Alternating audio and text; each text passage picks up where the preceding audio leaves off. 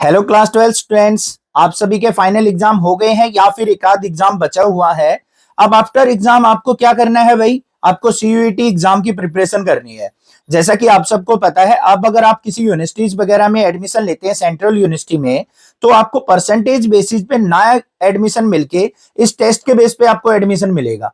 तो आपको ये बुक जरूर परचेज कर लेनी है, जिससे आपको एग्जाम में काफी ज्यादा हेल्प होने वाली है। अब मेरे सामने यहाँ पे एक मैथमेटिक्स की एक जनरल टेस्ट की बुक है, ओसवाल गुरुकुल की। इनका बाय लिंक आपको डिस्क्रिप्शन में मिल जाएगा, वहां से जाके आप इन बुक को परचेज कर सकते हैं। सभी सब्जेक्ट्स की अलग अलग बुक आपको उसी लिंक पे मिल जाएंगी। जो भी बुक आप परचेज करना चाहते हैं वो आप बुक परचेज कर लें। अब यहाँ पे बात करते हैं मैथमेटिक्स की। तो मैथमेटिक्स के अंदर आपको 1200 प्लस एमसीक्यू क्वेश्चन देखने को मिलेंगे, और साथ में यहाँ पे चैप्टर वाइज थ्योरी भी दे रखी है। Include question paper of 2023, last year जो पेपर आया था वो भी यहाँ पे इंक्लूडेड है, और न्यू क्वेश्चन फॉर्मेट इंक्लूडेड। जो नए टाइप के क्वेश्चंस आने वाले हैं वो भी यहाँ पे इस बुक के अंदर देखने को मिल जाएंगे। अब चलते हैं बुक के अंदर, देखते हैं क्या कुछ दे रखा है इसके अंदर। तो सबसे पहले तो यहाँ पे हमें सोल्व पेपर दे रखा है 2023 का। बहुत ज्यादा टफ एग्जाम नहीं होने वाला है, कहीं आपके माइंड में ये चले कि कैसा एग्जाम आएगा। बहुत सिंपल सा एग्जाम आता है, और सिंपली मल्टीपल चॉइस क्वेश्चंस होगा। देखो यहाँ पे दे रखा है हमें, इसको हमें इंटीग्रेट करना है। इंटीग्रेशन कर लो और आप आंसर निकाल के देखो उसका। अगर आपको सोल्व आउट हो जाता है तो ठीक है, नहीं तो साथ में यहाँ पे एक्सप्लेनेशन भी इसका दे रखा है, यहां से भी आप चेक कर सकते हैं। ये आगे आ जाओ, यहाँ पे देखो लोकल मैक्सिमा मिनिमा का क्वेश्चन दे रखा है। ये डिफरेंशियल इक्वेशन इंटीग्रेशन फैक्टर दे रखे हैं। तो यहाँ पे हमें सिंपली डिफरेंशियल इक्वेशन से इंटीग्रेटिंग फैक्टर निकालना है। तो यहां से आप आसानी से चेक करके आंसर लगा सकते हैं। अब ये देख लो, choose the correct answer from the options given below. ये हमें दे रखे हैं, यहाँ पे एक्सप्लेनेशन भी साथ में गिवन है। इस प्रकार से आपको सोल्व पेपर भी देखने को मिलेगा लास्ट ईयर वाला। अब ये तो था हमारा सोल्व पेपर, आगे चल के देखते हैं कैसे यहाँ पे हमें टॉपिक्स दे रखे हैं। सबसे पहले बात करें रिलेशन एंड फंक्शन की।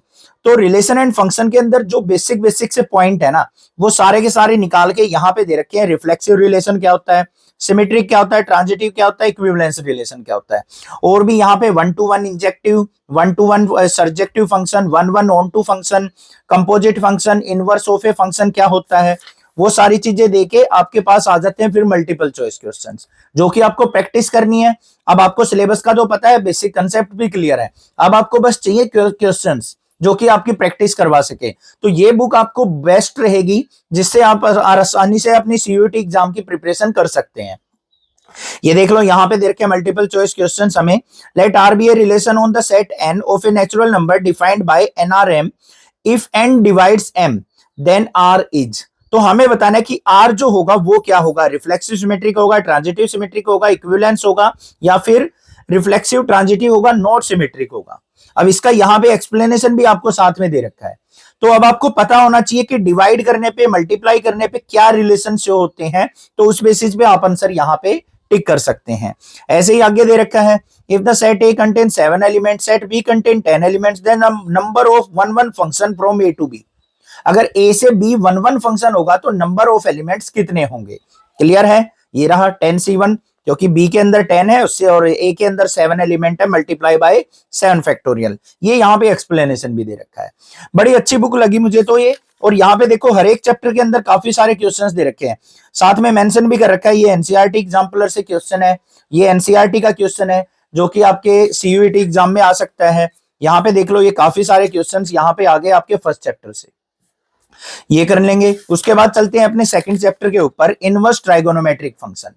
अब इसके अंदर हमें सबसे कंपलसरी चीज क्या है कि सारे के सारे इनवर्स फंक्शन की ना डोमेन और रेंज आपको अच्छे से पता होनी चाहिए।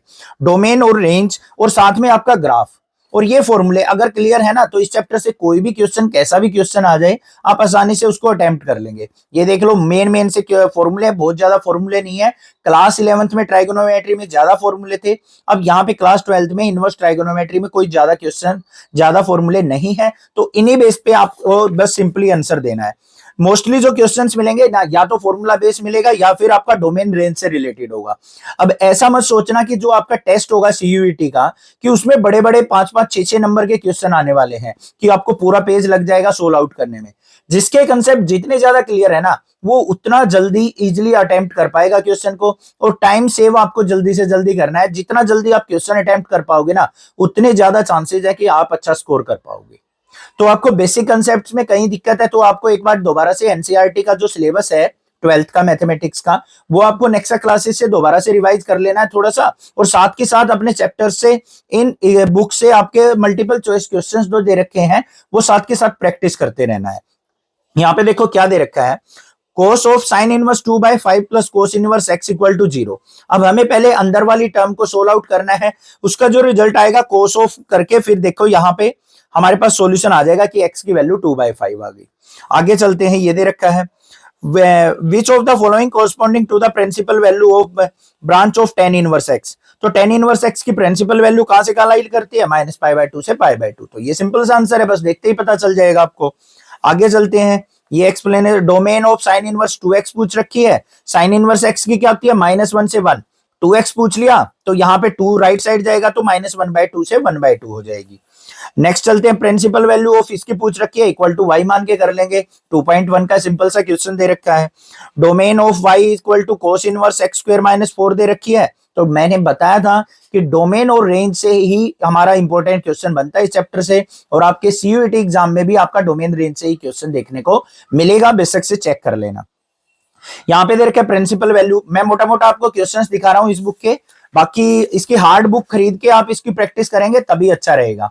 मैं वैसे तो आपको सारे चैप्टर्स के क्वेश्चन दिखाऊंगा, अगर आप यहां से ऐसे भी कर सकते हैं तो आप यहां से कर सकते हैं, बाकी आप इसको परचेज कर लेंगे तो द बेस्ट रहेगा। तो ये देख लो, यहाँ पे हमें दे रखी है रेंज आ गई हमारी, ये सभी फंक्शंस की दे रखी है। डायरेक्ट क्वेश्चन भी आ जाएगा आपका कि साइन इनवर्स एक्स की डोमेन या रेंज को बताइए कौन सा ऑप्शन ठीक है। ये इस प्रकार से आपको क्वेश्चंस करने हैं। आगे है मैट्रिक्स, तो मैट्रिक्स को करेंगे नेक्स्ट वीडियो में, ठीक है। तो इस बुक को बाय जरूर कर ले, लिंक आपको डिस्क्रिप्शन में मिलेगा, वहां से जाके आप इस बुक को परचेज कर सकते हैं। तो बेस्ट बुक है और अच्छे मार्क्स स्कोर करने हैं। और एक और कंडीशन है, 50% मार्क्स आपके यहाँ पे फाइनल एग्जाम में, बोर्ड एग्जाम में होने चाहिए, तभी आप सीयूईटी का एग्जाम भर सकते हैं, एग्जाम दे सकते हैं। तो आपको श्योरिटी होनी चाहिए कि 50% से ऊपर आपके मार्क्स आएंगे, तभी आपको एग्जाम देने का फायदा है, तभी आपको एग्जाम की प्रिपरेशन करने का बेनिफिट मिलेगा। Thank you students for watching this video.